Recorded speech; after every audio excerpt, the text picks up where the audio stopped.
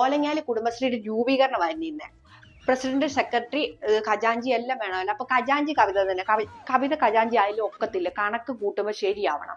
അതുകൊണ്ട് ഇവരാരും കൂട്ടിയാൽ ശരിയാകത്തില്ലല്ലോ എന്ന് ഓർത്തിട്ട് ഞാൻ തന്നെ ഖജാഞ്ചി ആയി. പിന്നെ സെക്രട്ടറി ആകാൻ 2 പേര് എഴുന്നേറ്റായിരുന്നു. പിന്നെ ഞാൻ അവരെ കറക്കി കുത്തിയിട്ട് ഒരാളെ അങ്ങ് എടുത്തു സെക്രട്ടറി ആയിട്ട്. ഇത് ഞങ്ങൾ രൂപീകരിക്കാനായിട്ട് പഞ്ചായത്തിൽ ചെന്നപ്പോ പഞ്ചായത്തുകാര് സമ്മതിക്കത്തില്ല. എന്ത് ചെയ്ത് അവര് പറയുക 18 വയസ്സ് പോയിട്ട് 8 വയസ്സ് പോലും ഇല്ലെന്ന് കവിതയുടെ ഓലഞ്ഞാലി കുടുംബശ്രീയിലെ അംഗങ്ങൾക്ക് അവര് പറയുക. പോരാഞ്ഞിട്ടോ കവിതയ്ക്ക് ഒരു കുടുംബശ്രീയിലും അംഗമായി ഇരിക്കാനുള്ള യോഗ്യതയില്ലെന്ന്.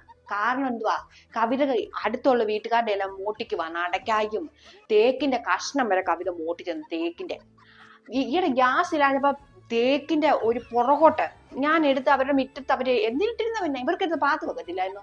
ഞാൻ എടുത്തോണ്ട് പോയി അത് തീ കത്തിച്ചു. അത് വെട്ടിക്കണ്ടിക്കാൻ വയ്യാഞ്ഞിട്ട് ഞാൻ അതുപോലെ നീളത്തി വെച്ച തീ കത്തിച്ചേ.